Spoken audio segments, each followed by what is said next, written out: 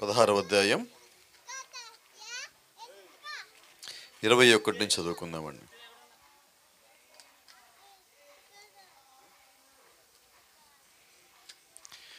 రోమీయులమైన మనము అంగీకరించుటకైనను చేయుటకైనను కూడని ఆచారములు ప్రచురించచ్చు మన పట్టణమును గలిబీలు చేయుచున్నారని చెప్పారు.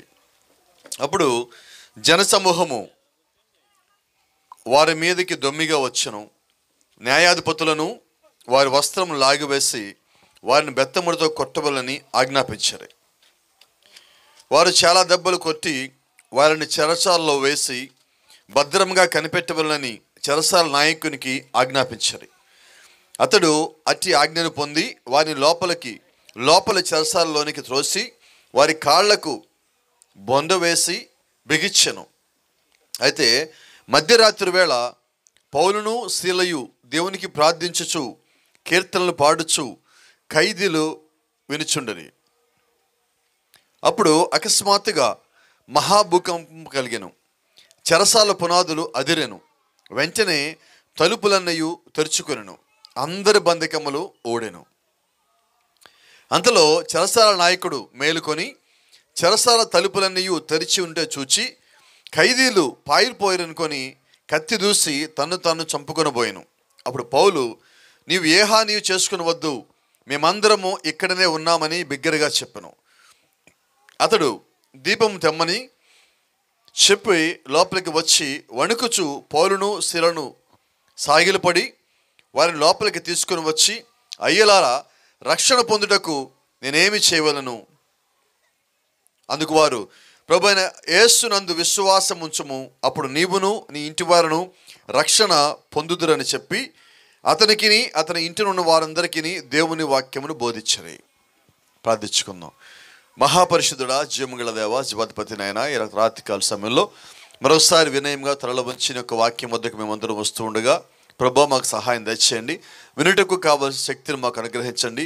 గ్రహించుటకు కావాల్సిన జ్ఞానం మాకు దయచేయమని మా మధ్యలో మీరే ఉండి మాతో బోధించి దేవా మేము దాన్ని పొందుకుంటకు సహాయం అనుగ్రహించమని ప్రభువైన యేసు క్రీస్తు నీ నామమున ప్రార్థిస్తూ ఉన్నాం. ఆమేన్. God bless you. దయచేసి కూర్చుందాం.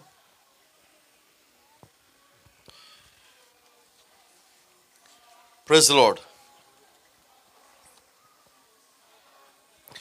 అందరు ఇక్కడే ఉన్నారా? Praise the Lord. God bless you. దేవుడు మిమ్మల్ని దీవించును గాక. మరో చిన్న సంగతి మాట్లాడుకుందాం. ఇంతకీ కూడిక దేనికోసం? సత్యనారాయణ గారు, దేనికోసం కూడిక చెప్పండి. అయ్యా, బాధ్యతలన్నీ తీరనియ్యి. అయితే నేను చెప్తా, ఈ రాత్రి మీ కోపం రాదా? మీ బాధ్యత ఇంకా తీరలా. దేవుడు మీకు చేసేయన్నీ తీరిపోయినాయి, అవునా? మీరు దేవుడు చేసే తీరనియా? తీరలేదు, అవునా? తిరిగియా తెరలేదా? గట్టిగా చెప్పండి. అమ్మ, నోరులు తేలేదా? ఇంట్లో పెట్టొచ్చారా? తెచ్చారా? చదులు కూడా తెచ్చారా వచ్చేటప్పుడు? మంచిగా చెప్పండి. అయితే ప్రైజ్ ది లార్డ్. ఎందుకని ఈ మాట అడుగుతున్నానంటే, దేవుడు మన అడిగినన్ని మనకిస్తున్నాడు, అవునా? ఇస్తే చెప్పండి, లేకపోతే వద్దు. ఇస్తున్నాడా? ఏమి ఇచ్చాడు ఇప్పుడు దాకా మనకి? మనం అడిగినన్ని ఇచ్చాడు. ఇన్ని ఇచ్చిన తర్వాత దేవుడు ఏమంటున్నాడంటే, ఆయన ఒకటే అంటున్నాడు, రక్షణ పొందండి అంటున్నాడు. మనమైతే ఏం చేస్తాం? నిజం చెప్పండి. మనం భూమి మీదకి వచ్చిందే రక్షణ పొందుకోవటానికి. ఈ రక్షణ పొందుకోవటానికి మనకి చాలా అడ్డంకి ఉంటాయి. మనం ఏమడుగుతామంటే, ప్రభువా ఈ పని చేస్తే నీ దగ్గరికి వస్తా, ఈ పని చేస్తే నీ దగ్గరికి వస్తా, నాకు ఈ సహాయం చేస్తే నీ దగ్గరికి వస్తా, ఈ స్వస్థిస్తే నీ దగ్గరికి వస్తా అని దేవుడికి మనం అన్నీ చెప్పుకుంటూ వచ్చాం. ఇప్పుడు దేవుడు ఏం చేస్తారంటే, నువ్వు అడిగిన ప్రతి ఒక్కటి నీ కొరకు చేసుకుంటూ వచ్చాడు. నిజమేనా? మంచిదని, చాలా సంతోషం. ఇప్పుడు దేవుడు చెప్పినవన్నీ, మనం అడిగినవన్నీ దేవుడు నెరవేర్చిన తర్వాత ఆయన అనే మాట ఏంటంటే, ఈ రాత్రి మనం చదివాం, అపోస్తలుడైన పౌలు గారిది ఆయన ఒక వ్యక్తిగత జీవిత సాక్ష్యం మనం వింటున్నాం. శీల యొక్క వ్యక్తిగతమైన సాక్ష్యం మనం వింటున్నాం. ఆ చెరసాల అధికారి యొక్క వ్యక్తిగతమైన సాక్ష్యం మనం వింటున్నాం. చూడండి, వాళ్ళకి ఎప్పుడైతే దేవుడు తెలిసారో, వెంటనే వాళ్ళు అడిగిన మొట్టమొదటి మాట ఏంటంటే, ఇంత గొప్ప రక్షణ పొందుకోవాలంటే మేమేం చేయాలా? అమ్మని చెప్దామా? ఇప్పుడు మనకి అన్నిటికన్నా గొప్పదేది? ఈ భూమి మీద అన్నిటికన్నా గొప్పది రక్షణ. నిజమేనా? ఒక చిన్న మాట చెప్తా. ఇప్పుడు మనం ఇంటి మీదే ఉన్నామా? ఇల్లు మీద ఉన్నామా? మేడ మీద ఉంది, అవునా? మనం వెళ్ళేటప్పుడు మనతో పాటు ఈ మేడ కూడా వచ్చేస్తుందా? ఇప్పుడు మనం ఏ ఊరిలో ఉన్నాం? రాయపూడేనా? రాయపూడిలోంచి ఒక్క రాయి అన్న మనతో పాటు పైకి వస్తుందా? చెప్పండి అమ్మా గట్టిగా. మరి పైకి వెళ్ళేది ఏమున్నది? రాయపూడిలో రాయి రాదు, ఈ మేడలో రాయి రాదు. ఒకవేళ వచ్చిందంటే నీ లోపల ఉన్న ఆత్మ ఒక్కటే వస్తుంది. కాబట్టి ఇప్పుడు ఏది విలువైనది? ఈ భూమి మీద నాకు కావాలి. భూమి మీద ఆస్తి, సంపద, కుటుంబము, సంతోషము, ఆనందము, ఇవన్నీ కావాలి. అయితే వీటన్నిటికీ ఒక ముగింపు ఉన్నది. అయితే గమనిస్తే ముగింపు లేని దాన్ని దేవుడు మనకిచ్చాడు. ఏంటి ఆ ముగింపు లేనిదంటే? నిత్యము, నిత్య జీవము. అందుకని యేసుక్రీస్తు ఒక మాట చెప్తాడు యోహాను సువార్తలో, నిత్య జీవం పొందుకోవటానికి. ఎందుకు మనం భూమి మీదకి వచ్చామంటే నిత్య జీవము పొందుకోవటానికి. ఆ నిత్య జీవం పొందుకోవటానికి మనం ఇక్కడ కొద్దిగా నివసిస్తున్నాం. ఈ నివసించే క్రమంలో మనకి అవసరమైనవి దేవుడిచ్చాడు. మనకి అనారోగ్యం వచ్చింది, ఈ అనారోగ్యం మనం తీసేసుకోలేం. దాని కొరకు దేవుడు ఏమి ఇచ్చాడంటే ఆయన రక్తం ఇచ్చాడు. నిత్య జీవం ఎలా పొందుకోవాలో మనకు తెలియదు. అది పొందుకోవడం కొరకు దేవుడు వాక్యం ఇచ్చాడు. ఈ వాక్యం మనకి అర్థం కావటల్లా, దీన్ని బోధించడానికి దేవుడు సేవకుడిని ఇచ్చాడు. సేవకుడికి ఇది అర్థం కావడానికి దేవుడు పరిశుద్ధాత్మనిచ్చాడు. గమనించాడా? అంటే దేవుడు ఏం చేశాడంటే నాకు కావాల్సిన దాని నిమిత్తమే సమస్తము చేశాడు. ఒక చిన్న ప్రశ్న అడగచ్చు ఈ రాత్రి, దేవుడు ఈ భూమిని ఎందుకు చేశాడు? భూమి లేకపోతే మనం ఎక్కడ నిలబడాలి? నేను నిలబడాలి కాబట్టి దేవుడు భూమిని చేశాడు. ఇంతకీ ఒక చిన్న ప్రశ్న, భూమిని ఎవరి కోసం చేశాడు? వినబడలేదండి, వినబడలా? నా కోసం చేశాడు, అవునా? దేవుడు ఎవరి కోసం రక్తం కాచాడు? పాపం చేసింది ఎవరు? ఎవరు పాపాలు పోవాలి? ఎవరు దేవుని రాజ్యం వచ్చినప్పుడు ఆయన దగ్గరికి వెళ్తారు? నేను. ఎక్కడ చూసినా నేను అనేది రావాలా. కాబట్టి ఇప్పుడు రక్షణ ఎవరిది? గట్టిగా, నాది, నా ఇంటి వారిది. రక్షణ నాది, నా ఇంటి వారిది. ఇప్పుడు చిన్న మాట చెప్దాం. సిమోన్ బాస్ గారు వచ్చారు, ఆయన ఆ ఇంటి వారు రక్షణ పొందారు. అమ్మయ్య, నేను నా ఇంటి వారు రక్షణ పొందారు, ఇక ఎవడెట్టబోతే నాకేంటి, అంతేనా?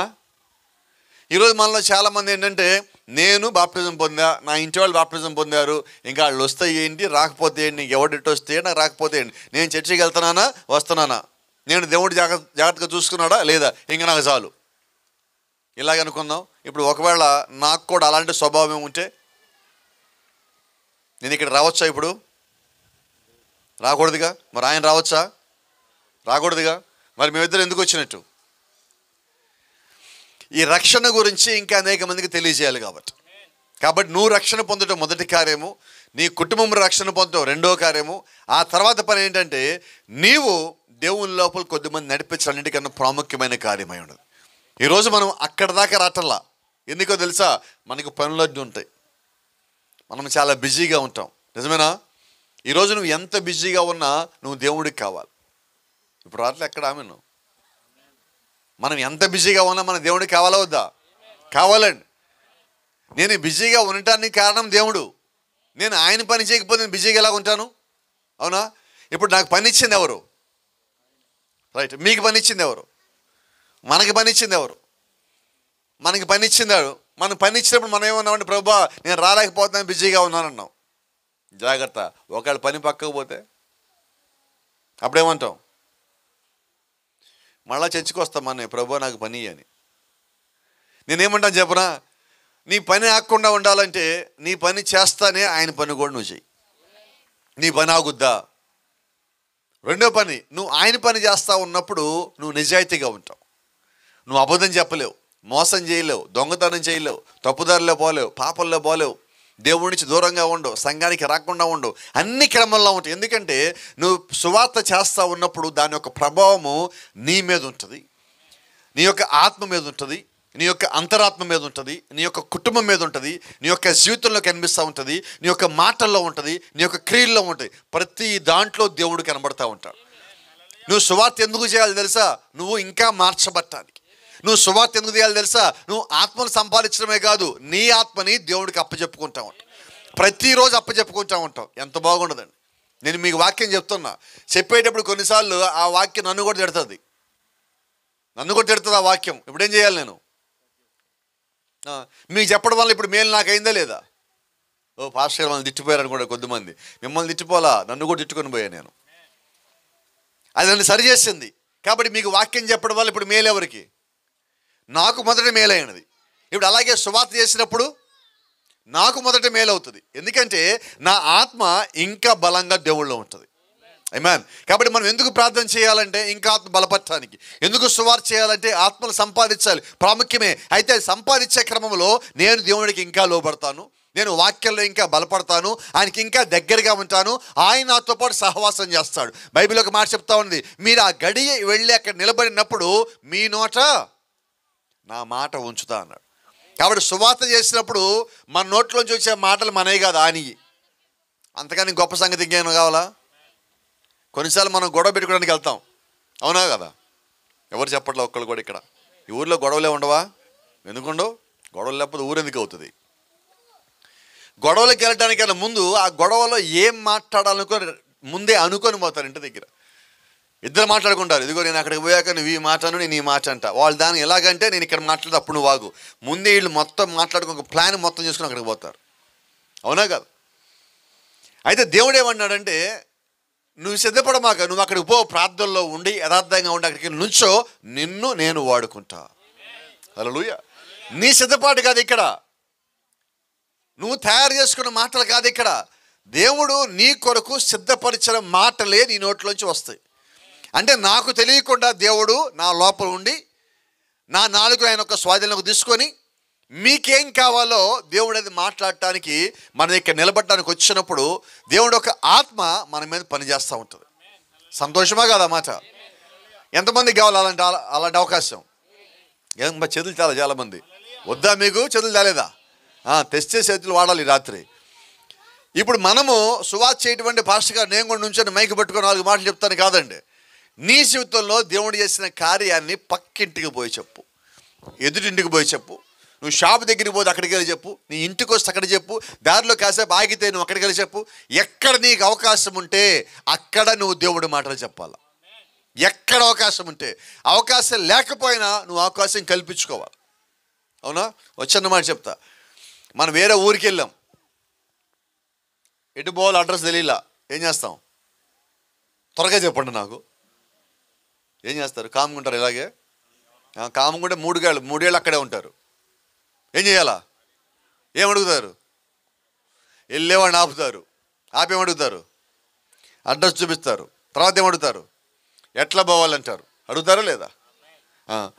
అలాగే ఈరోజు భూమి మీద దేవుని యొక్క రాజ్యానికి ఎలాగ పోవాలో తెలియని వాళ్ళు చాలామంది కనిపిస్తారు. ఇంకో సంగతి మీకు చెప్తా. మన ఊళ్ళోనే అప్పుడప్పుడు ఒకళ్ళు వచ్చి ఇటు తిరుగుతూ ఉంటారు, ఇటు చూస్తూ ఉంటారు. మనం ఏం చేస్తాం? వాడిని పిలుస్తాం, ఇట్రా అంటాం. ఏంటి అంటాం.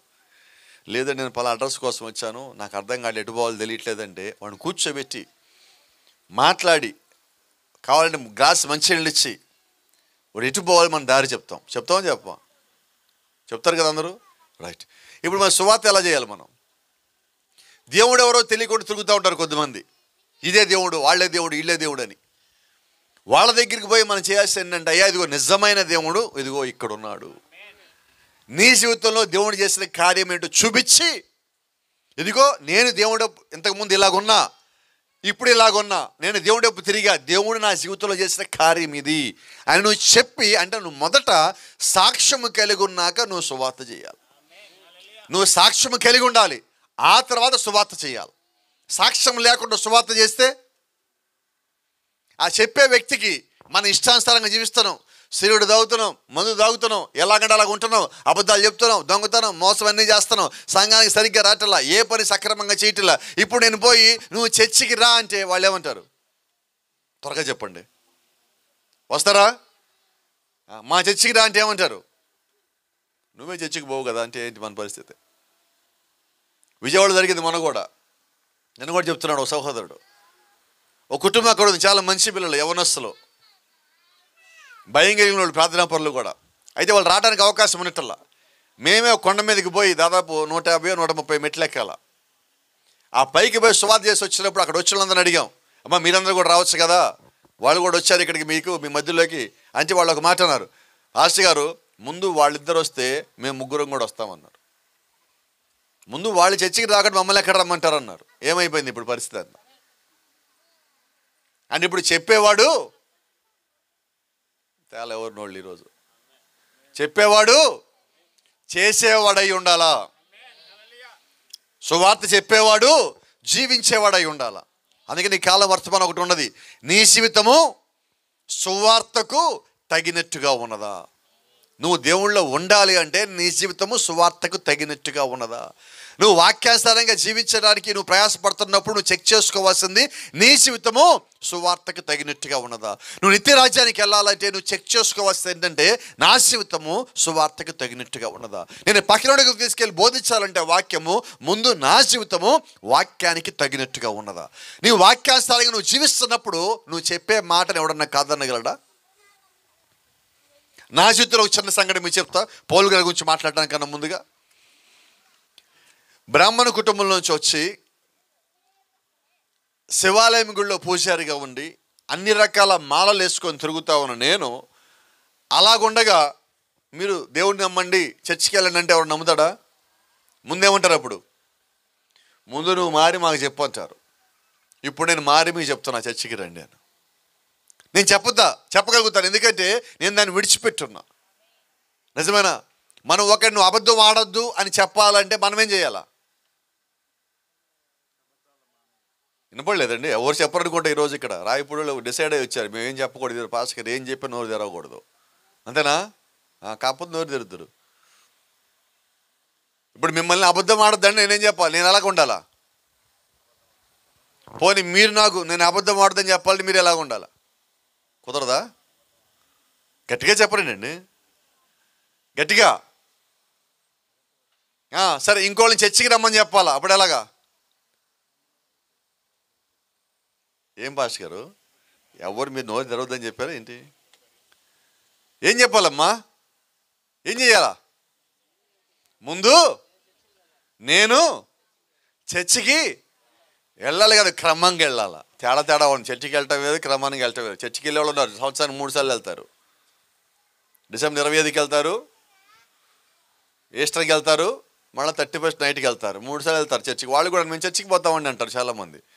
ఏం ఆదివారం కనబడలేదంటే మేము ఇప్పుడు రాం భాష గారు, క్రిస్మస్కి వస్తాం మేము. మరి మిగతా రోజులు చర్చిలు ఎందుకు పెట్టినట్టు? అవునా? చాలామందికి చర్చి దేనికోసం అంటే ఇబ్బంది వచ్చినప్పుడే చర్చి వాళ్ళకి, అనారోగ్యం వచ్చినప్పుడే చర్చి వాళ్ళకి, శోధన వచ్చినప్పుడే చర్చి. అది పోయిందా పాస్టర్ గారు మా చర్చికి రావడం కుదరట్లేదండి ఏమనుకోమాకండి. గుంటూరులో కూడా ఒక సిస్టర్ ఉన్నది మాకు, అన్న చర్చికి రాలేకపోతా అన్న, ప్రార్థన చేయన్న, దేవుడు బండి ఇవ్వాలన్నా.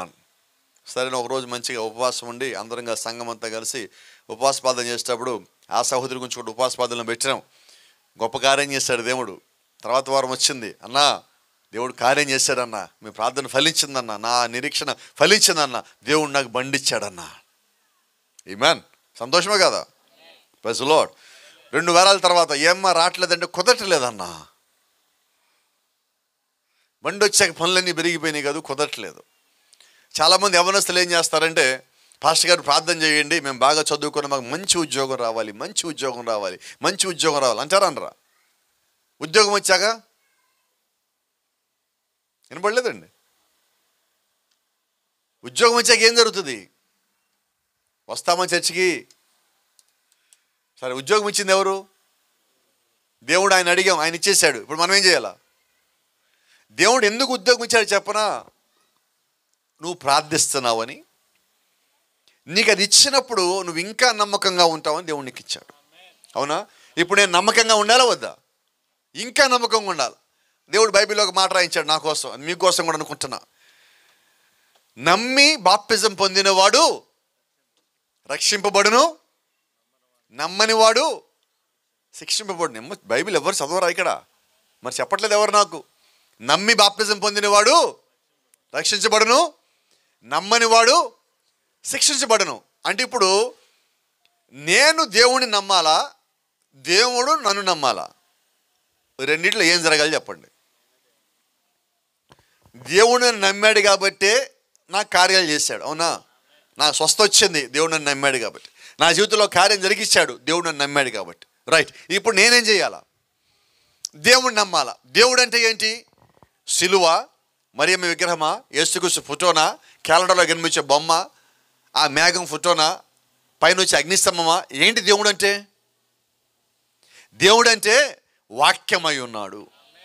దేవుడు అంటే వాక్యమై ఉన్నాడు. ఆది యందు వాక్యముండెను, వాక్యము దేవుని వద్దుండెను, వాక్యమే దేవుడై ఉండెను.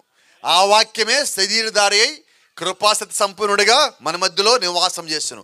ఆ వాక్యము, ఏ వాక్యము? దేవుడై ఉన్న వాక్యమే క్రీస్తుగా వచ్చాడు మన మధ్యలోకి. కాబట్టి ఈరోజు నువ్వు దేవుడిని నమ్మటం అంటే ఏం నమ్మాలి? వాక్యాన్ని నమ్మాలి. వాక్యాన్ని నమ్మితే నువ్వేం చేయాలంటే, నమ్మి బాప్తిజం పొందినవాడు రక్షింపబడును. నా కొరకు ఆయన వచ్చాడని, నా కొరకు ఆయన రక్తం కాచాడని, నా పాపాలు ఆయన తీసేశాడని, నేను ఆయన నామమున రక్షణ పొందితే నా పాపాలకి దేవుడు క్షమాపణ ఇస్తాడని నువ్వు నమ్మినప్పుడు నువ్వు దాన్ని పొందుకుంటావు. ఎందుకు నా పాపాలు పోవాలి? నా పాపాలు పోతే తప్ప నేను పరలోక రాజ్యం పోలేను.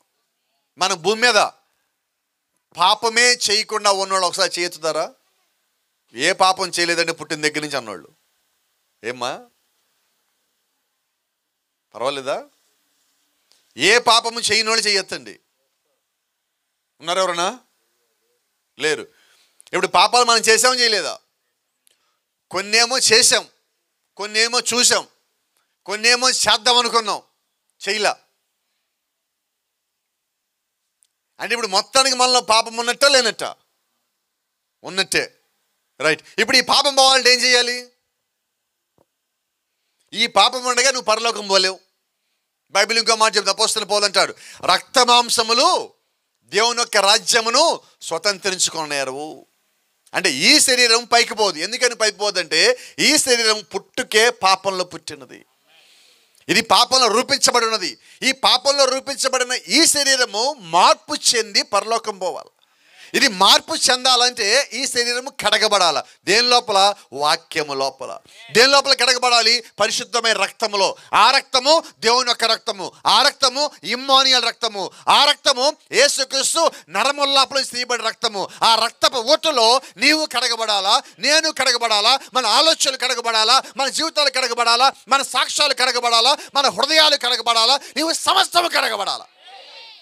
హల్లెలూయా. నువ్వు మొత్తం కడగబడిన తరువాత నీ లోపల పాపము లేకుండా చేసేది నీవు కాదు, కానీ ప్రభువైన యేసుక్రీస్తు అయి ఉన్నాడు. ఎందుకు నేను నమ్మాలి? ఎందుకు నేను బాప్తిజం పొందాలి? నా పాపం పోవాలంటే ఆ వాక్యం నమ్మాలి. నా పాపం పోవాలంటే నేను రక్షణ మార్గంలోకి రావాలి. నా పాపం పోవాలంటే నేను నీళ్ళలో మునగాలి. నా పాపం పోవాలంటే ఆయన యొక్క ఆత్మ నా లోపలికి రావాలి. నా పాపం పోతే తప్ప నేను పరలోక రాజ్యం పోలేను. ఆమేన్. ఎంతమంది వెళ్దాం అనుకుంటున్నారు పరలోక రాజ్యం? నిజం చెప్పండి. మీకు ఇబ్బందిగా ఉంటే చదివి అక్కడ పర్వాలా. పరలోక రాజ్యం వెళ్ళాలనుకున్న వాళ్ళు మాత్రమే వెళ్ళాలనుకుంటున్నారా? రైట్. పరలోక రాజ్యం వెళ్ళటానికి నాకు తెలిసిన ఒక మార్గం ఉన్నది, చెప్తా. ఎందుకు మీకు చెప్తున్నానంటే, నేను నమ్మేది చేస్తున్నా. ఒక దినం నేను అక్కడికి వెళ్తాను, నమ్మకంతో ముందుకు ప్రయాణం చేస్తున్నా.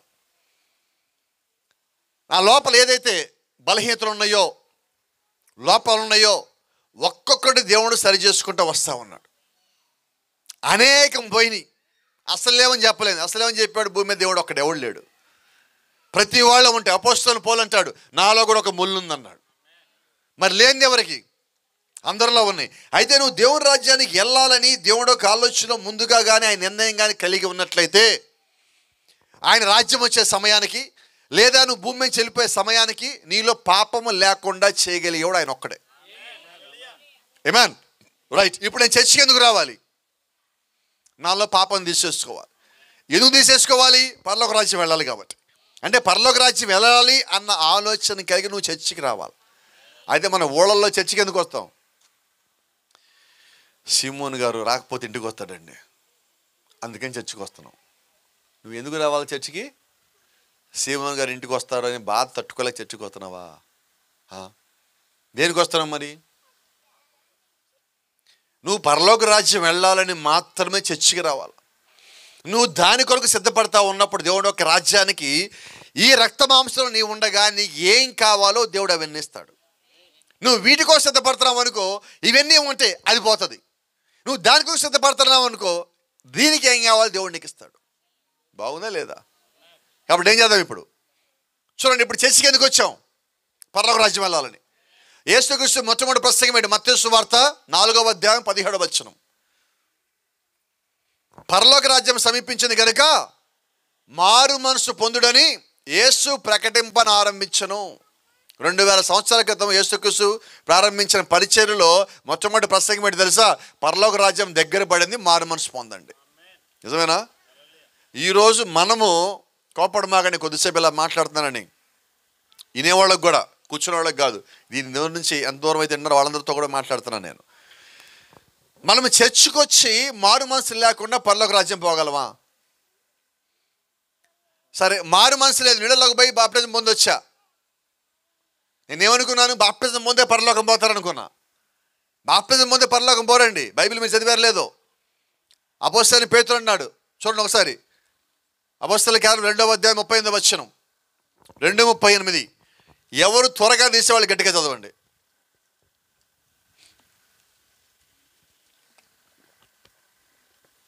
మీరే చదవాలి, అది అప్పుడు దాకా ఆగుతాను నేను, రేపు పొద్దునైనా పర్వాలా.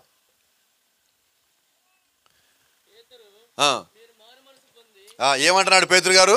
మీరు మారు మనసు పొంది పాప క్షమాపణ నిమిత్తము ప్రతివాడు యేసుక్రీస్తు నామమున బాప్టిజం పొందుడి. Praise the Lord. ఎంతమంది పొందాలి బాప్టిజం? ప్రతివాడు. ఎలా బాప్టిజం పొందాలా? మొదట మారు మనసు పొంది ఆ తర్వాత పాప క్షమాపణ నిమిత్తం బాప్టిజం పొందాలి. అప్పుడు నీ పాపాలు పోతాయి. నేను పాపాలే ఒప్పుకోనండి, నేను మారు మనసే పొందనండి, నేను బాప్టిజం మాత్రం పొందుతానంటే నువ్వు బాప్టిజంలోకి వెళ్ళావు వచ్చావు, నీళ్ళల్లోకి వెళ్ళావు వచ్చావు. పొడి పాపి నీళ్ళల్లోకి పోయి తడి పాపిగా తిరిగి వచ్చాడు. ఏంటి ప్రయోజనం? నువ్వు ఎక్కడికి పోదామని వచ్చావు? దేవుని యొక్క రాజ్యానికి వెళ్ళాలి. దేవుని యొక్క రాజ్యానికి వెళ్ళేవాడు తన మనస్సుని దేవుడి వైపు తిప్పుకునేవాడు అయి ఉంటాడు. నువ్వు మారు మనస్సు అంటే మనస్సు మార్చుకోవటం. ఏ మనసు మార్చుకోవాలంటే అంతవరకు మనం జీవించిన జీవితంలో ఏవైతే ఉన్నాయో తప్పులు, అబద్ధాలు, మోసాలు ఏవైతే ఉన్నాయో వాటిని పూర్తిగా పక్కకి నెట్టి ఇక నేను ఎన్నడూ వాటి వైపు చూడను ప్రభువా.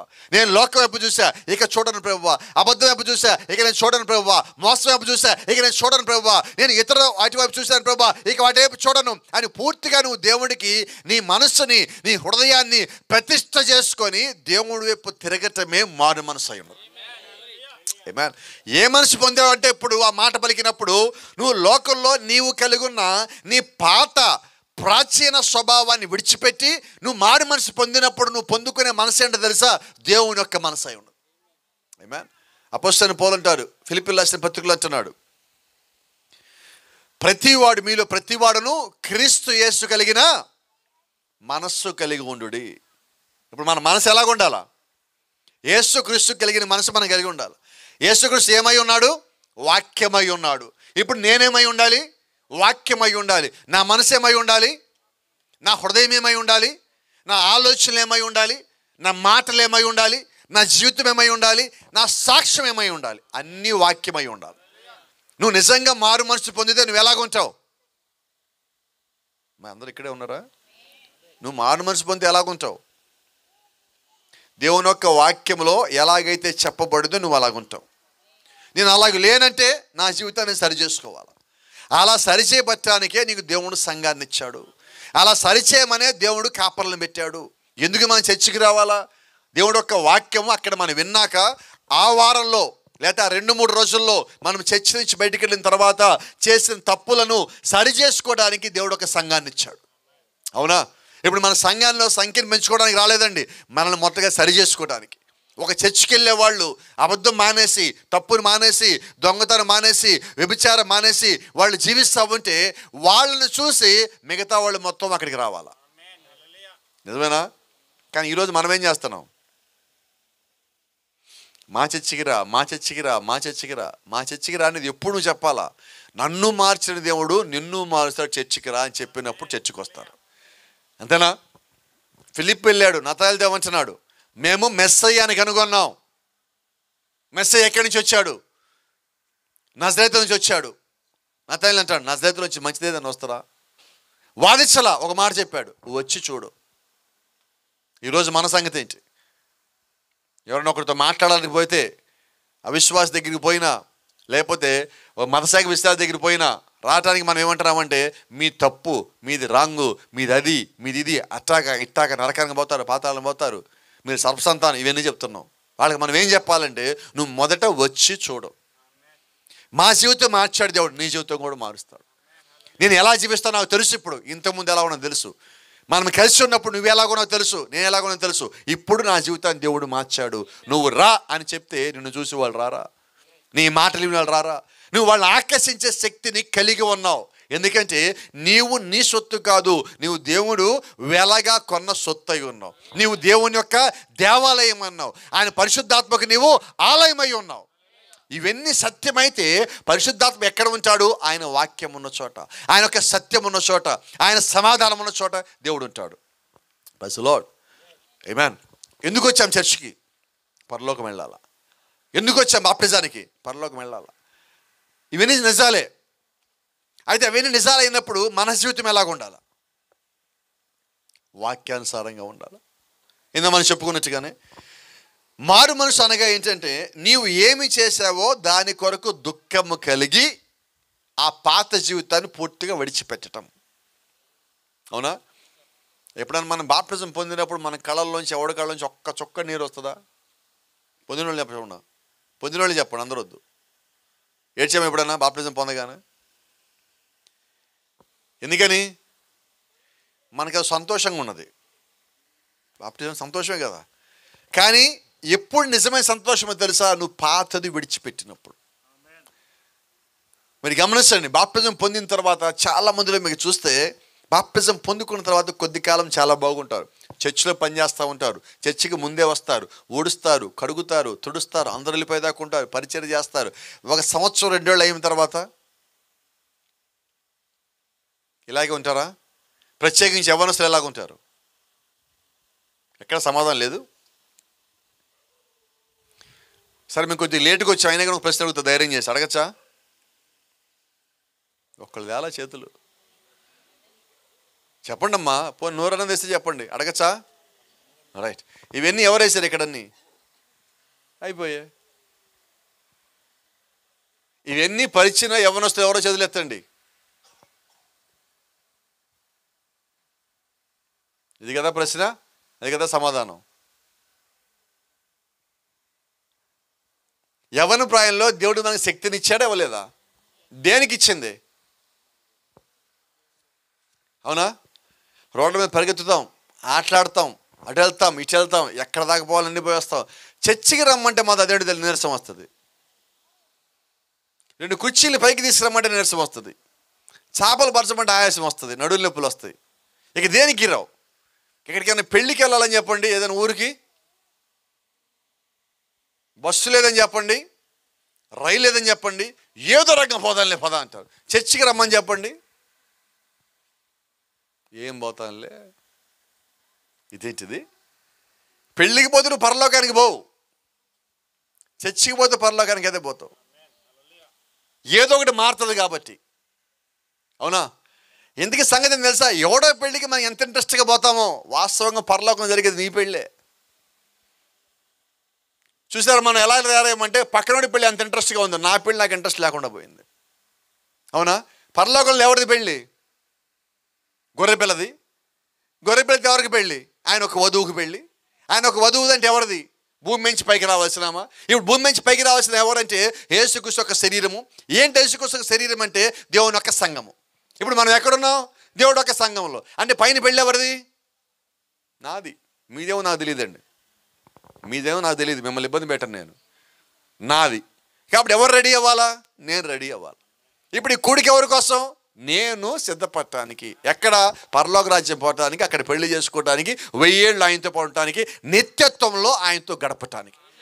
వీటన్నిటికీ మూలం ఏంటంటే నేను మారు మనసు పొందాలా. వీటన్నిటికీ మూలం ఏంటంటే నేను బాప్టిజం పొందాలి. చూడండి, ఈ కాల ప్రవక్త అంటాడు బైబిల్ మొత్తంలో ఒక గొప్ప తండ్రి ఉన్నాడు అన్నాడు. గొప్ప తండ్రి చెప్తారు. ఆయన పేరేంటో? అందరూ అబ్రహాం అంటారు, కానీ కాదు, యోబు గారు. తెలుసా మీకు ఎందుకు గొప్ప తండ్రి? ఆయన ప్రతిరోజు సాయంకాలం పిల్లల మొత్తాన్ని కూర్చోబెట్టేవాడు. మీరు ఎవరు ఏ తప్పు చేశారో తెలియదు, ఎవరు పాపం చేశారో, పాప ఆలోచన చేశారో, ఏం చేశారో నాకు తెలియదు అని ప్రతి ఒక్కరు అడిగేవాడు. నువ్వేమైనా చేసావా, నువ్వేమైనా చేసావా, నువ్వేమైనా చేసావా. అయినా మీరు కొన్ని చేసినప్పుడు అది పాపం అనుకోకపోయి ఉండొచ్చు, అయితే దేవుని దృష్టి అది పాపం అయి ఉండొచ్చు. మీరందరూ అలాగే ఉండండి. ఇదిగో మన మధ్యలో పాప పరిహారార్థ బలి అర్పిస్తున్నా. ప్రతిరోజు సాయంకాలము యోబు తన కుటుంబం వారి నిమిత్తము పాప పరిహారార్థ బలిని అర్పించాడు. అవునా? యోబు మీదకి తెగులు వచ్చింది, సాతాను వచ్చాడు, ఇబ్బందులు తీసుకొచ్చాడు, శోధనలు తీసుకొచ్చాడు, సంపద మొత్తం తీసేశాడు. గుర్రాలు పోయినాయి, గాడిదలు పోయినాయి, ఒంటెలు పోయినాయి, పశువులు మొత్తం పోయినాయి, బంగారం పోయింది, ఇల్లు పోయింది, ఆస్తి పోయింది, మొత్తం పోయింది, ఆరోగ్యం పోయింది, పిల్లలు పోయారు, మొత్తం పోయారు, కొడుకులు పోయాడు, కోడలు పోయారు, అల్లుళ్ళు పోయారు, కూతుళ్ళు పోయారు, మొత్తం వెళ్ళిపోయారు. భార్య అయిన మాత్రం మిగిలి ఉన్నారు. దేవుణ్ణి వదిలేడా? వదిలిపెట్టలేదు కదా, నిజమేనా? Praise the lord. ఇప్పుడు దేవుడు ఏం చేశాడంటే యోబు నమ్మకంగా ఉన్న కారణం చేత, ఏ దినమో ఏ తప్పు చేయని కారణం చేత తను కోల్పోయిన మొత్తాన్ని మళ్ళా తిరిగిచ్చాడు. నిజమేనా? తన కుమారులు తిరిగి వచ్చారు, కోడలు తిరిగి వచ్చారు, అల్లుళ్ళు తిరిగి వచ్చారు, మొత్తం తిరిగి వచ్చారు. బైబిల్ చెప్తా ఉన్నది, ఆ కుటుంబంలో ఏం పోగొట్టుకున్నాడో సమస్తాన్ని మళ్ళా పొందుకున్నాడు. హల్లెలూయా. నేను చెప్తున్నా, ఈరోజు నీవు కూడా ఒక నిజమైన యోబు వంటి తండ్రివే నీ కుటుంబానికి కలిగి ఉంటే నీ పిల్లల్లో ప్రతి ఒక్క రక్షణ పొందాలా. ఎందుకంటే రక్షణ పొందినప్పుడు ఈ జీవితం పోయినా మళ్ళా ఇంకొక జీవితం నీకున్నది, నిత్య జీవం నీకున్నది. యోబు కుటుంబంలో బిడ్డలు చనిపోయినా మళ్ళా ఎలా తిరిగి వచ్చారో అలాగే ఈ శరీరం మట్టిలోకి పోయినా మళ్ళా తిరిగి లేస్తుంది. దేవుని యొక్క రాజ్యంలో ఈ శరీరం మళ్ళా తిరిగి నడుస్తుంది. ఆయనతో పాటు ఈ శరీరం ఉంటుంది, ఆయన 1000 ఏళ్ళు చూస్తానే ఉంటుంది, ఆయనతో పాటు మనం కలిసి ఉంటాము, ఆయనతో పాటు మనం పాలన చేసేవాళ్ళే ఉంటాం. హల్లెలూయా. ఎందుకు ఇప్పుడు రక్షణ కావాలా? నా శరీరము ముగిసిపోయినా, నా జీవితం ముగిసిపోయినా అంతము లేని ఒక జీవితాన్ని దేవుడు పెట్టాడు. దాని పేరే నిత్య జీవము. యేసుక్రీస్తు దేనికి దేవుడు అంటే ఆయన మృతులకు దేవుడు కాదండి, సజీవులకు దేవుడై ఉన్నాడు. సజీవులు అంటే భూమి మీద జీవించే వారికి కాదు, నిత్య జీవంలో జీవించే వాళ్ళకి, మరణము లేని వారికి ఆయన దేవుడై ఉన్నాడు. ఎందుకు మనం దేవుణ్ణి నమ్మాలి, ఎందుకు మారు మనసు పొందాలి, ఎందుకు రక్షణ పొందాలి, ఎందుకు బాప్తిజం పొందాలంటే ఆయన బైబిల్ చెప్తా ఉన్నది, అద్వితీయ కుమారు నామమందు విశ్వాసం ఉంచారు కాబట్టి వారికి తీర్పు లేదు, వారు మరణమును దాటి ఉన్నారు, వారు నిత్య జీవంలో ప్రవేశించి ఉన్నారు. అంటే ప్రభువైన యేసుక్రీస్తు నామమున బాప్తిజం పొంది పూర్తిగా మారు మనసు కలిగి ఎవరైతే జీవిస్తున్నారో వారి మరణాన్ని జయించారు. ఎంతమంది ఉన్నారు ఇక్కడ అలాంటి వాళ్ళు? జయించిన వాళ్ళే. Praise the lord. దేవుని నామానికి మహిమ కలుగును గాక. ఆమేన్. చూడండి, నేను నా పాపముల కొరకు దుఃఖించిన ఎడల నన్ను క్షమించమని దేవుని అడిగినప్పుడు నేను మారు మనసు పొందాను. నిజమేనా? నేను అడగకుండా ఎలా పొందా మారు మనసు? మన ఇళ్లలో గొడవలు అవుతూ ఉంటాయి, భార్యాభర్తలు గొడవలు అవుతుంటాయి, తల్లిదండ్రులకి గొడవలు అవుతూ ఉంటాయి, కుటుంబాల మధ్యలో గొడవలు అవుతూ ఉంటాయి, సమాధానకరంగా ఉండరు కొద్దిమంది. ఆయనట్టు ఈయనట్టు భార్యాభర్తలు కూడా ఎడముఖం పెడముఖం, కుటుంబాలు ఎడముఖం పెడముఖం, ప్రత్యేకించి పల్లెటూళ్ళలో చాలా ఎక్కువదే. అవునా? నిజమా కాదా? చెప్పరండి ఎవరు? నిజమేనా? మరి మన కుటుంబంలోనే మనం గొడవలు పడతా చర్చికి రావడం వల్ల ఏంటి ప్రయోజనం? చర్చికి వచ్చిన దేనికి మనం సమాధానకరంగా ఉంటాం ప్రభు అని. కోపాలు, ద్వేషాలు, పంతాలు, అలకలు విడిచిపెడతాం ప్రభు అని చెప్పి దేవుడి దగ్గరికి వచ్చాం మనం. కానీ చర్చిలో మాత్రం అన్నీ విడిచిపెట్టామంటున్నాం. ఇంటికి వెళ్ళాక ఉన్నాయా? అన్నీ ఉన్నాయి. ఇక చర్చికి వచ్చే ప్రయోజనం ఏంటంట? నేను చర్చికి వచ్చింది దానికి నీ పాత జీవితం విడిచిపెట్టాలా. పెళ్లి చేసేటప్పుడు అమ్మాయికి అబ్బాయికి, అబ్బాయి ఇంట్లో వాళ్ళు అమ్మాయి ఇంట్లో చెప్తూ ఉంటారు, అబ్బాయికి చెప్తూ ఉంటారు, అమ్మా మావాడు కొద్దిగా కోపం ఎక్కువమ్మా. ఏంటది? నిజం చెప్పండి. నీ కోపం ఎక్కువ. సరే, మోషే కెనాన్ లోపలికి ఎందుకు రాలేదు? కోపం వల్లే. కాబట్టి ఇప్పుడు అబ్బాయి పెళ్లి చేసుకోవడానికన్నా ముందుగా ఏం వదిలేయాలా చెప్పరు ఎవరు? మా అమ్మ ఎన్నిటికి అలుగుద్దండి. నిజమేనా? బైబిల్ మొత్తంలో ఒకే ఒక్క ఆయన అలిగాడు. చెప్తారని పేరు? యోనా అని ఒక ఆయన ఉన్నాడు, దేవుడి మీద అలిగాడు. దేవుడు కొడితే ఎండ దెబ్బ తగిలింది ఎమ్మటే. చదివారా యోనా గ్రంథం? కాబట్టి అలక అనేది దేవుడికి ఇష్టం లేదు, కోపం అనేది దేవుడికి ఇష్టం లేదు. ఏం చేద్దాం ఇప్పుడు? ఈ రెండు ఉండగా నువ్వు పరలోకం రాలేవే. నేను చర్చికి పోతానండి, నువ్వు చర్చికి వెళ్ళిన ప్రయోజనం లేదు. నేను బాప్తిజం పొందానండి, అయినా కూడా ప్రయోజనం లేదంటున్నా. ఎందుకంటే నీలో ఈ గుణములు మారకపోతే నువ్వు దేవుని రాజ్యం రాలే. ఇప్పుడు చర్చికి ఎందుకు పోవాలి? మనం మన గుణలక్షణాలు మార్చుకోవటానికి, మన మనసు మార్చుకోవటానికి, మనం మారటానికి. ఎందుకు వాక్యం వినాలి, ఎందుకు ప్రార్థించాలి, ఎందుకు మనం పాటలు పాడాలంటే ప్రతి దాని వల్ల నేను మారాలి. అలా మారితేనే దేవుని రాజ్యానికి వెళ్తాం, మారకపోతే వెళ్ళలేం. ఇది మనకు అర్థం కాకపోవచ్చు, కానీ మనకు అర్థమైన భాషలో ఒక చిన్న సంఘటన మీకు ఒకటి చెప్తా. ఒకరోజు ఒక సింహము ఒక హోటల్కి వెళ్ళింది భోజనం చేద్దామని. ఆ హోటల్కి వెళ్ళి కూర్చోగానే అక్కడ ఆర్డర్ తీసుకుని ఒక వ్యక్తి వచ్చాడు. ఏం తింటావు అని అడిగాడు. కుందేలు మాంసం తింటావా, జింక మాంసం తింటావా, వేట మాంసం తింటావా, కోడి మాంసం తింటావా, చేప మాంసం తింటావా, అన్ని పేర్లు చెప్తున్నాడు. సింహం అంటది, లేదు ఇవన్నీ వద్దులే కానీ నేను మాంసం మానేశాను, కానీ నాకేదైనా కాయగూరలు కానీ ఇలాంటివన్నీ తీసుకొచ్చి పెట్టు అన్నది. అప్పుడు ఆ హోటల్లో సర్వ్ చేసేవాడు అంటున్నాడు, నువ్వేంటి సింహానివి కదా, నువ్వు మాంసం మానేచువేంటి, కాయగూరలు తింటావేంటి, ఏంటి సంగతి ఏంటో చెప్పు అన్నది. కాదులే, మా ఊర్లో కొండ దగ్గర 2 కొండల మధ్యలో ఒక ఆయన ఓడ కడుతున్నాడు, ఆయన పేరు నోవాహు, నా భార్య ఓడలోకి పోదామంటుంది అన్నాడు. నీ భార్య ఓడలోకి పోవటానికి, ఆయన కూడా ఓడ కట్టడానికి నువ్వు మాంసం మానేయడానికి సంబంధం ఏంటి? కాదు, ఓడలోకి వెళితే మాంసం తినకూడదు. అప్పుడు ఆ హోటల్లో అంటున్నాడు, బిజినెస్ పోద్ది కదా. వాడేమన్నాడు తెలుసా, సరేలే ఇప్పటికి తిను, నువ్వు హోటల్లో ఆ ఓడలోకి అడుగు పెట్టాక మానేద్ది కానిలే. కాదు, నేను ఆ ఓడలో ఉండాలంటే ముందుగా మానేస్తేనే ఓడలోకి పోగలను. ఇప్పుడు అర్థమైంది అనుకుంటా. చచ్చాక నువ్వు మారతావా? పరలోక రాజ్యం వెళ్తావా మారకుండా? ఎప్పుడు వెళ్తాం పరలోక రాజ్యం? మారాక. ఇప్పుడు ఈ సింహం ఓడలోకి పోవాలంటే బయటే మారా, లోపలికి వెళ్ళి మారేది కాదు. నువ్వు భూమి మీద ఉండగానే మారితేనే పరలోక రాజ్యం వెళ్తావు. ఎందుకు కావాలి మారు మనసు? నోవాహు మాటలిని సింహానికి కూడా మారు మనసు వచ్చింది. మరి పాస్టర్కి ఎన్నిసార్లు మారమని చెప్పుంటారు, ఇళ్లలో మనకి ఎన్నిసార్లు మారమని చెప్పుంటారు. దేవుడు మనతో ఎన్నిసార్లు వ్యక్తిగతంగా మాట్లాడి ఉంటాడు మారమని. మారేమా?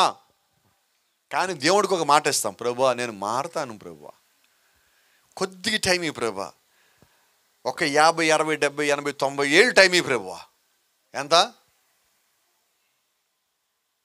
అనారోగ్యం వచ్చింది, ఇప్పుడు ఏమైనా ప్రార్థన చేస్తాం, ప్రభు ఎప్పుడు తగ్గించాలా? ఇప్పుడు కూడా అడుగు, ప్రభువా నాకు అప్పుడే తగ్గించదు ప్రభువా, నేను మారాక నాకు తగ్గించు ప్రభువా. అడుగుదామా? ఇప్పుడే తగ్గించు మాకు ప్రభువా, ఒక 60, 70, 80, 90 ఏళ్ల తర్వాత నాకు తగ్గించు ప్రభువా. అడుగుతారా? అందరి ఇళ్ళు గవర్నమెంట్ వాళ్ళు ఇచ్చిన డబ్బులు ఇల్లు పైకి వెళ్ళి ఇచ్చినాయి, మన ఇల్లు ఇంకా లేవలా, ఏమని ప్రార్థిస్తాం?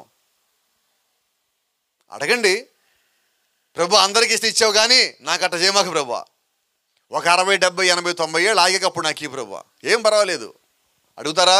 లేదు, ప్రభు ముందు నా ఇల్లు పైకి లేవాలి ఊర్లో, అంతేనా అడిగేది? నీకేదైనా రావాలంటేనే ముందు నాకు జరగాల, నా ఇంట్లో జరగాల, నా చేతిలో జరగాల. మారమంటే మాత్రం ఊళ్ళో అందరు మారాక లాస్ట్ టైం మారతానంటవా? నిజమేనా ఇది? ఒక సామెత ఉందిలేండి, పని చేయమంటే లాస్ట్ ఉంటాడంట, భోజనానికి మాత్రం ముందు ఉంటాడంట. విన్నారా ఎప్పుడన్నా? ఇప్పుడు అలాగైతే ప్రభు పరలోక రాజ్యం వెళ్ళాలంటే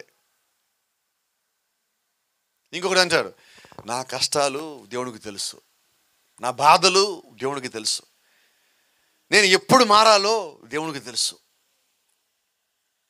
వీళ్ళతో మాట్లాడితే మీకు కూడా నీరసం వస్తుంది. వాళ్ళు మారరు, మారేవాడు కూడా మారనేయడు. ఇంకొక ఆమె ఉంటుంది, ఎందుకమ్మా నువ్వు ఊరికే పోయి చర్చిలో కూర్చుంటా, నీ వయసు ఎంత, నీకు 15 ఏళ్ళు 25 ఏళ్ళు, అప్పుడే దేవుడు ఎందుకంట నీకు? చచ్చే ముందు మంచంలో పడ్డాక అప్పుడు దేవుడు కావాలా, అంతేనా?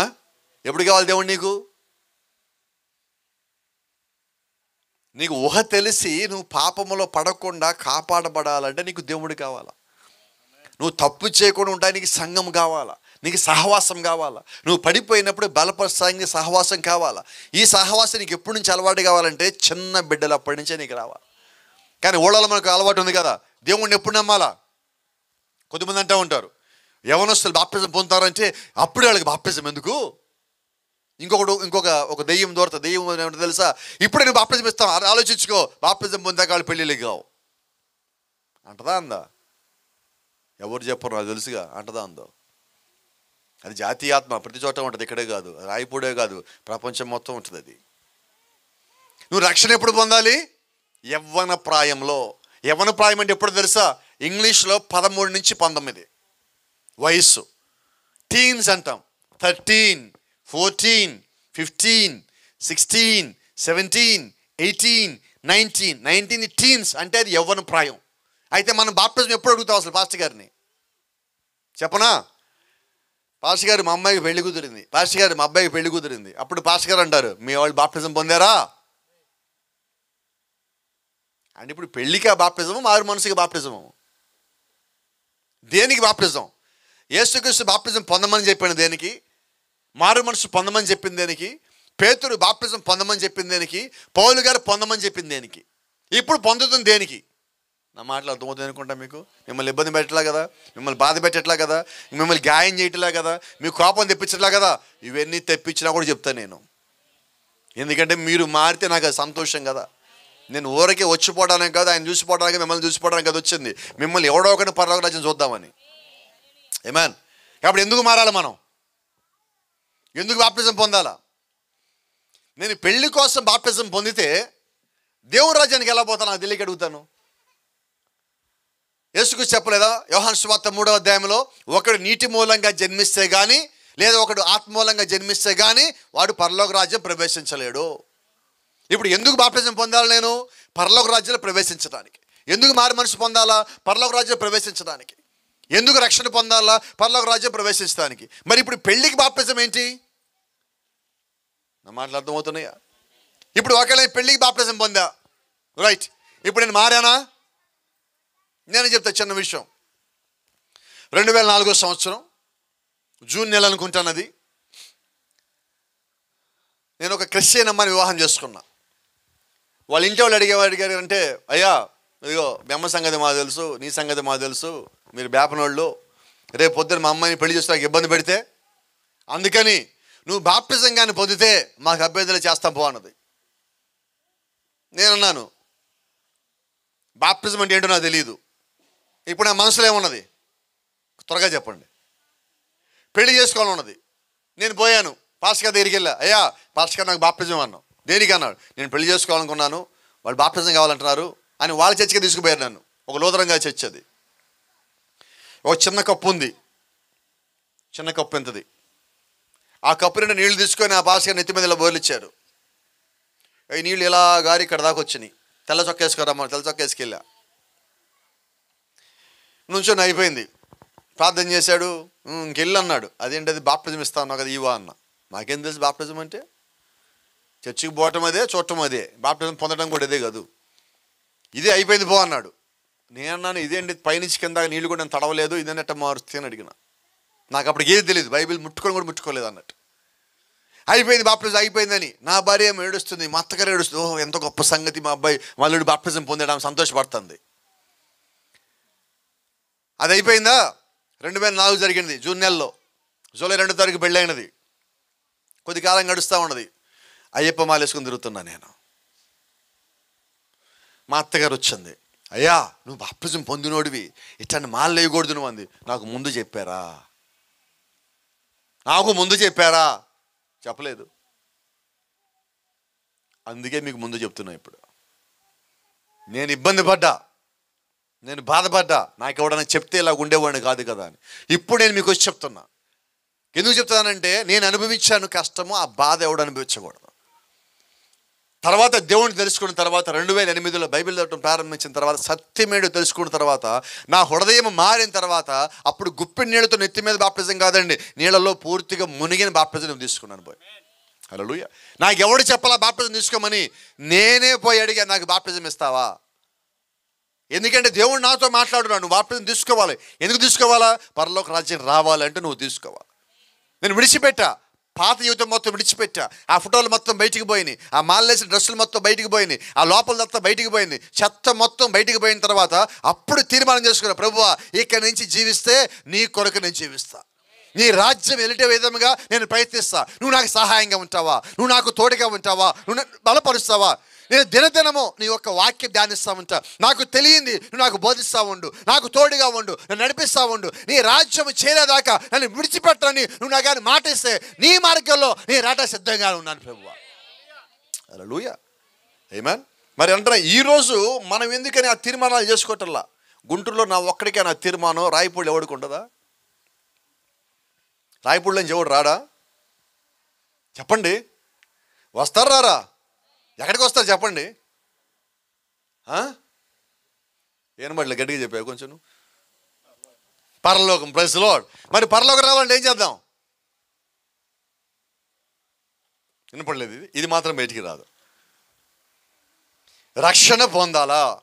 ఎలా పొందాలి? మారు మనసు పొంది, ఆ మారు మనసు పొందినప్పుడు అప్పుడు దేవుణ్ణి పాపాలను క్షమిస్తాడు. అంతేనా? నువ్వు పెళ్లి కోసం బాప్తిజం పొందితే వినపడలేదు, ఏ పాపము క్షమించబడదు. నువ్వు పొందింది బాప్తిజమే కాదు నా దృష్టిలో. ఎందుకని? నువ్వు రక్తం కిందకి రాలా, పెళ్లి కిందకి వచ్చావు. నువ్వు రక్తం కిందకి వస్తే పాపాలు పోతాయి, పెళ్లి కిందకి వస్తే ఏమవుతుంది? ఏమీ రాదు. నా జీవితం అలాగే జరిగింది కదా. 4 ఏళ్ళు నాకు తెలియలేదు అనుకున్నా, నేను బాప్తిజం పొందుకున్నాను కదా, పొందేసుకున్నాను కదా అని.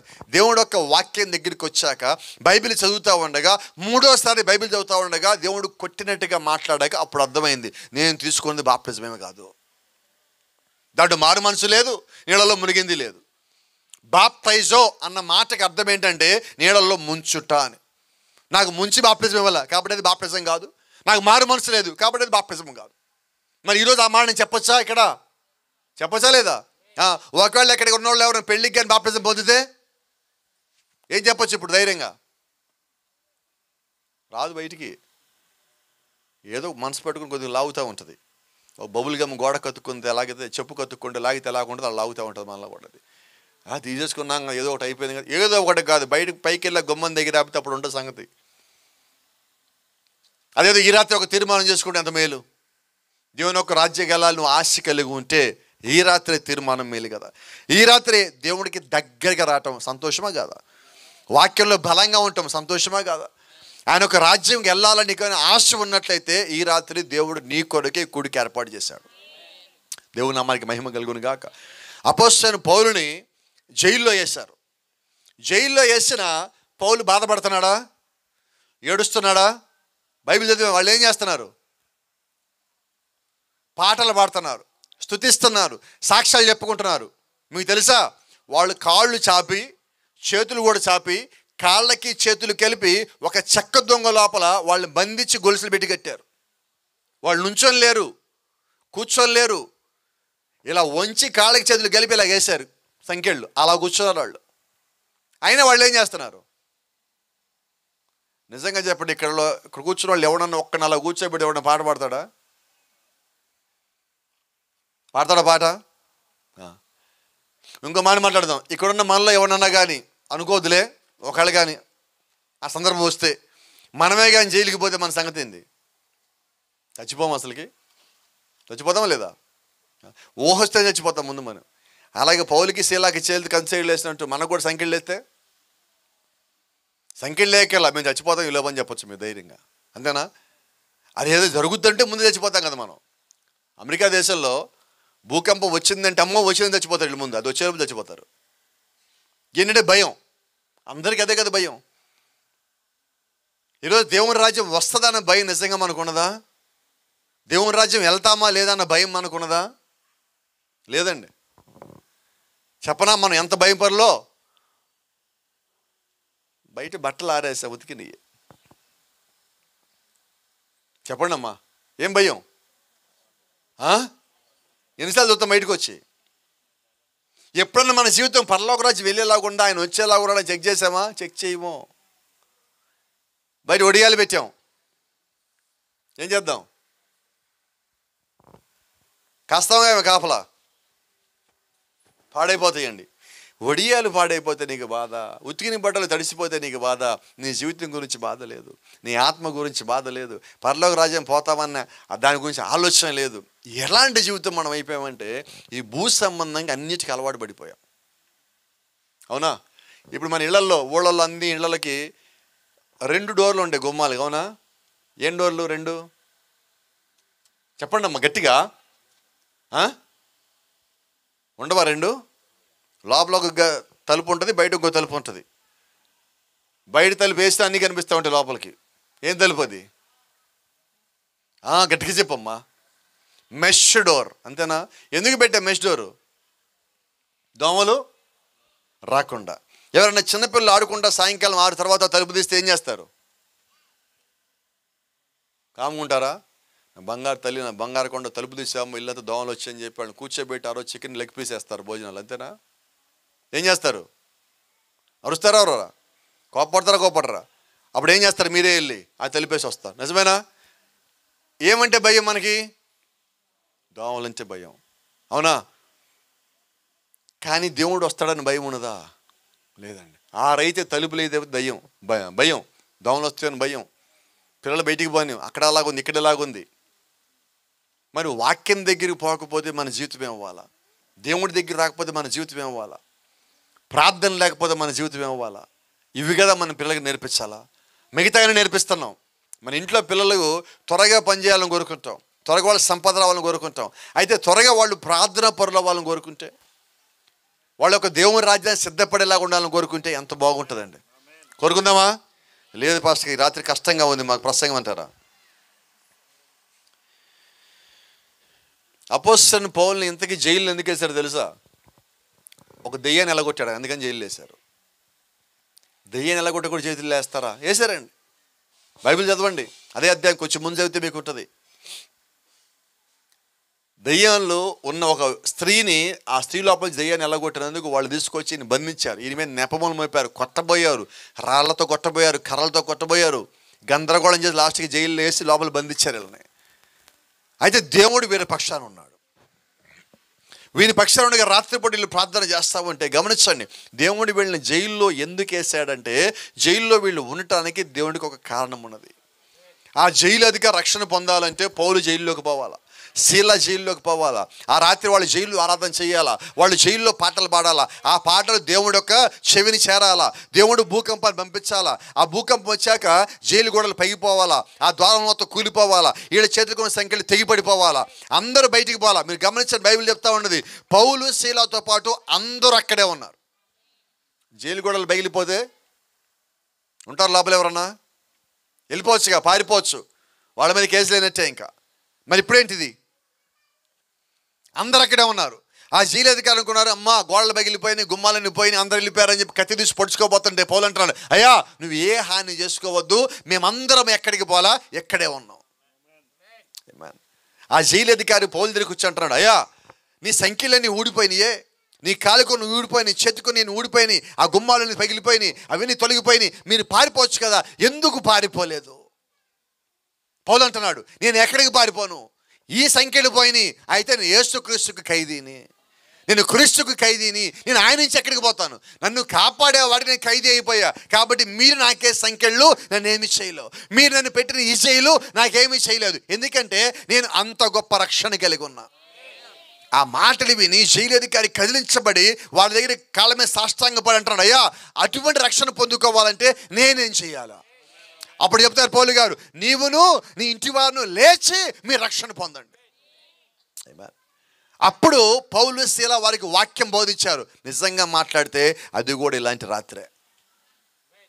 రాత్రే వాక్యం మొత్తం బోధించారు. వాక్యం అంతా విన్నాక వాళ్ళు అంటారు, అయ్యా ఇప్పుడు అర్ధరాత్రి అయిపోయిందే, 3 గంటలు 4 గంటలు అయిపోయిందే, రేపొద్దున పొందాం బాప్టిజం వల్ల. వాళ్ళు ఏమన్నారు తెలుసా? మేము ఇప్పుడే బాప్టిజం పొందుతాం. అపోస్తలుడైన పౌలుకి శీలాకి ఒంటి మీద గాయాలు, రక్తం గారుతుంది ఆ దెబ్బలకి. వాళ్ళు ఏం చేస్తారు తెలుసా? సరే పదాం పదా అని వాళ్ళ కుటుంబము, జైలధికారి కుటుంబము, ఈ పౌలు శీల మొత్తం కలిసి నీళ్ళ దగ్గరికి పోయి బాప్టిజం పొంది తిరిగి వచ్చిన తరువాత అప్పుడు వారు పౌలు శీల గాయాలు కడిగి నూనె రాసి కట్టుకట్టారు. ఏమన్ అంటే పరిచయం ఎలాగుంది ఇప్పుడు? మనమైతే ఏమంటాం? ఆశ గారు మంచి రోజు ఒకటి చూడండి, బాప్టిజం పొందుతాం. ఏ రోజు? యేసుక్రీస్తు జక్కి ఇంటికి వచ్చినప్పుడు ఏం చెప్పాడు జ్ఞాపకం ఉన్నదా? నేడు ఈ ఇంటికి రక్షణ వచ్చింది. రక్షణ గురించి మాట్లాడితే బైబిల్లో ఒక మాట ఉన్నది, రక్షణ నేడే. ఎప్పుడు రక్షణ? నేడే. మరి ఈ రాత్రి ఇంకా ఇక్కడున్న వాళ్ళు ఎవరన్నా కానీ బాప్టిజం పొందకుండా ఉన్న వాళ్ళు ఉంటే, ఈ రాత్రి నేను కూడా దేవుని తరపున మిమ్మల్ని పిలుస్తున్నా. నేడే రక్షణ దినం. ఈరోజే నువ్వు రక్షణ పొందవలసిన్నావు. ఈరోజే నువ్వు దేవుడి లోపల రావాల్సిన్నావు. ఈరోజే నీ పూర్తిగా మారిన మనసును దేవుడికి అప్పగించవలసిన్నావు. దేవుని రాజ్యం చేరేదాకా దేవునికి సహాయం చేయాలిగా నువ్వు కోరుకున్నట్లయితే, నన్ను నడిపించిన ఆ దేవుడే నిన్ను కూడా నడిపిస్తాడు. ఇక్కడ నన్ను తీసుకొచ్చిన దేవుడే నిన్ను అక్కడ దాకా తీసుకొని పోతాడు. నీ మనసు ఆయనకి ఇవ్వు. పాత మనసు తీసేసే, పాత ఆలోచనలు తీసేసే, పాత బుద్ధులు తీసేసే, పాత మాటలు తీసేసే, పాత స్వభావం తీసేసే, ఆ పాత పురుషుని బయటపడేసి దేవుని యొక్క ఆత్మను తీసుకో, విశ్వాసం తీసుకో, ప్రార్థన తీసుకో, సత్యం తీసుకో, యథార్థత తీసుకో, నమ్మకం తీసుకో, మంచితనం తీసుకో. దేవుని నీ పట్ల చేసే ప్రతి దాని పట్ల నువ్వు కృతజ్ఞత కలిగి ఉన్నప్పుడు ఆయన కృప నీ మీద ఉంటుంది. ఏం చేద్దాం ఈ రాత్రి? ఇంకా రక్షణ పొందేవారు ఉంటే ఈ రాత్రి ఎలా నీళ్ళలోకి ఎవరు రావట్లేదు, ఆమె రావట్లేదు. అక్కడ సంతోషమేనా? God bless you. దేవుడు మిమ్మల్ని దీవించను గాక. మరి తిరిగి దేవుని యొక్క సేవకుని సమయాన్ని అప్పగిస్తా ఉన్నా.